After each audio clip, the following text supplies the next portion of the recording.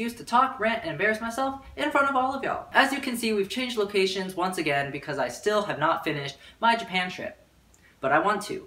So here we are. Today it's time to squad up with the UCSD kids studying abroad at Meiji Gakuin. Gonna hit Shimo Kitazawa, a pretty hipster area between Kichijoji and Shibuya, and then we have dinner in the K-town of Tokyo, Shin Okubo. But before we get to the main event, I have a quick little story time. You know how weird it is to wake up deep in the afternoon? I don't even think we stayed up that late the night before, but on this random Saturday, Eric and I woke up at like 2 p.m. Granted, keeping the blinds closed in our dorm keeps the room really dark even if it's the middle of the day, but I don't think I've ever slept in that late. It was to the point where I was really discombobulated when I woke up. And then we went to go get ramen at around 4 p.m. because the dining hall was already closed by the time we woke up. But look at it. It looks like it's really early in the morning, and the air had that crisp morning camping temperature. Like when you're camping in the mountains and you get out of your tent at like 7 in the morning.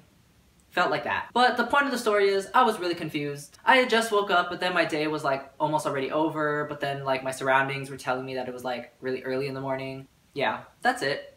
But now off to Shimo Kitazawa. This area is known for a whole bunch of artisanal coffee shops and craft beer breweries, along with tons and tons of vintage thrift stores. If I had to describe it, I would say it was very hipster. And off I went to a place called Blick J Button to meet up for lunch. Looks pretty artsy fartsy to me. And here they come.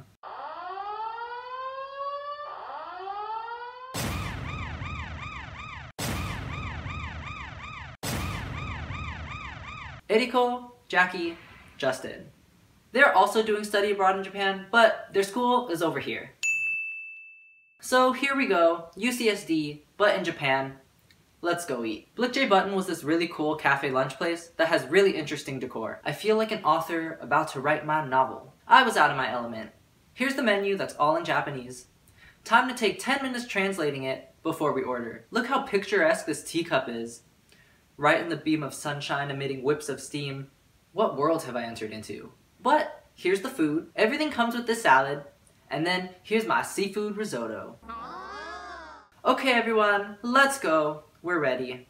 Itadakimasu. Average salad. Nothing special to report other than this place actually gave us some vegetables. And then the risotto. Oh, so rich and creamy. Nice amount of salt with an essence of the sea. The seafood in here is also very good quality. I used this smaller, more bite-sized variety of shrimp, and then there's squid in here too. Very tender. Yep, I give this place a 9 out of 10. And then right underneath Blick J Button was the oldest coffee roastery and shop in the area. Moldive. Established 1984. It's a really compact store where they have their beans roasting in front of you on one side, and then they have barrels of their roasted beans for sale and a little counter to order your coffee. I'm not the biggest coffee fanatic, as in I like coffee as a flavoring for things like candy or cake with loads of cream and sugar, but I have yet to like just straight up black coffee.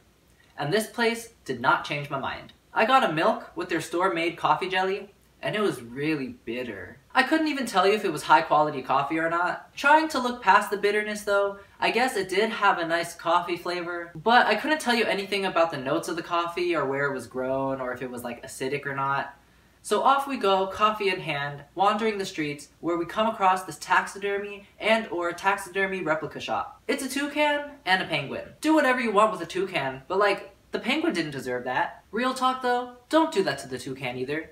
Don't do it to any animals. The only time it may be acceptable is, if the animal died of natural causes. Thanks. And next, a flower shop that gave us free samples of a tangerine and a tomato. Both of them were super duper sweet. The tangerine was really good, but the tomato was insane. The man just gave us these whole small-sized tomatoes to chomp on, and it was like candy level sweet. Then we made it to a Totoro cream puff cafe. It's called Shirohige Cream Puff Cafe, if you ever want to check it out. And that sign, very accurate to what the cream puffs actually look like too. This place, very cute. And it's off on some side streets, so it's pretty peaceful at the cafe too. Wow, it's like I'm back at the Ghibli Museum. So much Totoro stuff. And then the star of the store, the cream puffs. And they give you this free little sticker too. Now I throw you to me eating the cream puff. I got the vanilla one because I'm basic. And it looks like they fill their cream puffs from the bottom. But here we go. Off with Totoro's head. It's always weird to eat anthropomorphized food, but it was still pretty tasty. I would say it tastes the same as any regular cream puff. The cream was a thicker consistency than say a beard poplar cream puff, which is a more pudding-like filling, but taste-wise, Nothing special. Still good, but other than for the aesthetics, it's pretty average.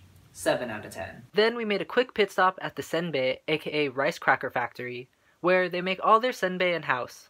Yes, very cool. Then we were off to hit the thrift stores, and most of these shops are still the high-end used clothes stores where things sell between $50 and $100. But you got some places like C.T.O, where everything is 700 yen, so like $7. And they have a really good selection of vintage shirts and sweaters. Anyone going for that hip, urban, middle-aged dad style, they got you covered. Another very reasonably priced thrift store to mention is called 2nd Street, and they have a gigantic selection of stuff. It's almost like a Ross. They even have shoes and accessories in here too. And then one more shop to mention is WeGo, but the WeGo Limited Vintage Shop, where they have all their regular WeGo clothes, but then it's also this insane vintage store. They got this random gigantic tiger in here, 7-Eleven shirt, Starbucks sweatshirt, this Super Mario shirt that I had as a kid, and Pokemon! Let's do it! This place is great. It's like a vintage hot topic. One more random thing, in one of these stores, I found this really old looking Oakland jacket. Pretty impressive. Even all the way over here, the Bay Area represents. We stopped this program to bring you Japanese creatures. Today, we have the delicious but deadly fugu. This Japanese pufferfish is a delicacy in this grand country. However, the tetrodotoxin found in this fishy is more toxic than cyanide. Look at their beautifully vibrant yellow spot design, signaling their toxicity to their predators, like a tree frog. Yet, some Dumbo human saw this and was like, I'm gonna eat it. Aw, look at this one's derpy little face. This has been Japanese Creatures. Now off to dinner at Shin Okubo, and get ready for the K-pop. And twice! This place is wonderful. But can't get distracted because today we were here for K-BBQ at Kurumu. And they have corn soup on endless supply for you while you wait outside for your seat. We did have to wait like an hour to get in though, but we're all hanging in there. It'll be worth it.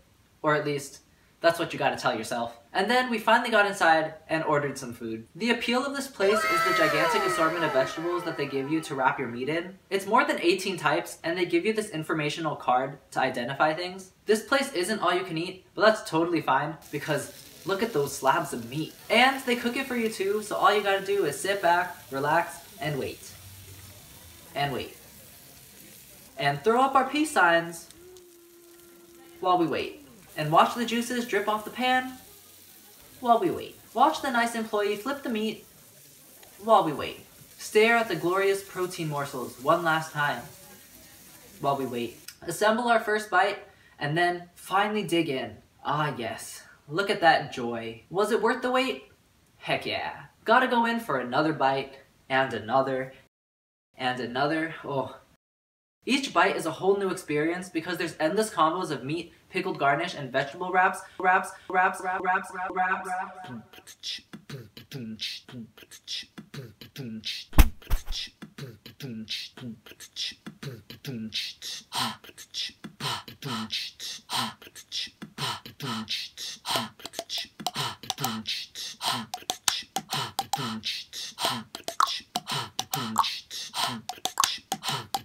Meat quality, 10 out of 10. Variety of veggies, 10 out of 10. Banchan, 10 out of 10.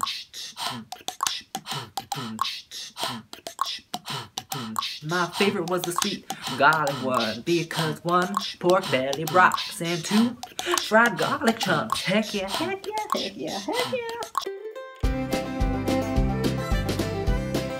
Now the thing that sends this place over the top is that with your leftover vegetable assortment, you can ask the staff to make you a fruit and veggie smoothie. So they take your vegetable remnants, and then they come back with this fancy glass of green juice. Kanpai! I'm pretty sure they add more vegetables to your drink than just the plate you send back to them, because we didn't have too many leftovers, but we still got this amazing green drink that tastes kinda like apple pears. Very sweet with no funky vegetable aftertaste. Makes you feel very healthy. Kurumu, 10 out of 10. Highly recommend if you're ever looking for Korean barbecue in Japan. Shin Okubo specifically. Great way to end off my day with the Meiji Gakuin students. Mata next time, UCSD squad. Thanks for the great day. But now, it's time for a Kit Kat taste test. Hi. Today, we have Momiji manju flavor. There we go, showing it to you. This is still the wrong side. There we go. You would think I would be better at this by now, but you know, like, disclaimer again. Tried this in Japan. Footage is lost. Don't have the box anymore. Put the box right here if I can find it. This is one from like the Kit Kat souvenir collection. This is the one that's for Hiroshima. I should also probably say Momiji manju. So Momiji is the maple leaf, like that type of tree, like a Momiji maple tree. And like the Momiji manju itself is this dessert where they make an anpan thing that is shaped like a maple leaf and has a uncle inside. And look at how pretty this Kit Kat is. Look at that detail. Oh, so fancy. What was wrong with the other ones? They never did that. That is also not centered, but, you know, I'm sorry. I feel like it's melting pretty fast. So, let us smell. Ah, yes. I remember this one. It smells kind of like vegetal to me. Like vitamin-y. If you're, like, walking out in the forest and it's, like, kind of damp and people have been, like, stepping on the leaves and then you kind of smell it, it's kind of got that, like, a slight plant smell. Under that, you get the smell of the red bean. It smells like red bean ice cream, if you've ever had that, Azuki ice cream. But, boop. Oh, look at that. Look at that cross section. It's kind of purpley. Isn't that kind of cool? Kind of cool. Itadakimasu. This one does melt easier. Despite the funky smell that I got from this is a very nice Azuki Kit Kat. I can't really tell if anything else is in here. I don't know what makes it Momiji. I don't know if there's like maple anything thrown in here. It's just like the type of dessert is called that and they just use like regular ingredients. The Azuki flavor in here is very nice. Get some Azuki ice cream. There's some of those wafer things in there, you know, like those vanilla ones that come in like the vanilla, chocolate, and strawberry, you know, like those like ones that we've had as children. I don't know if you had them as children. I had them as a child. Yeah.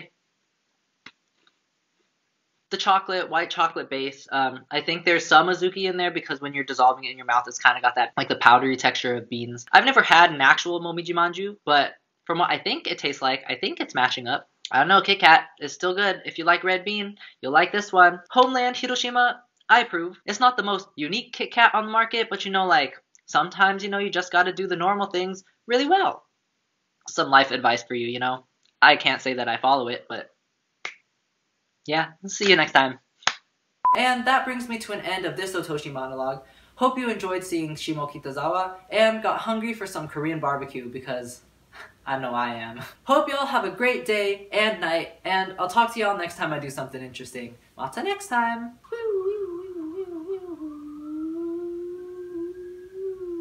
Ambulance, ooh. Ambulance, ooh. What are you doing here, ambulance, ooh?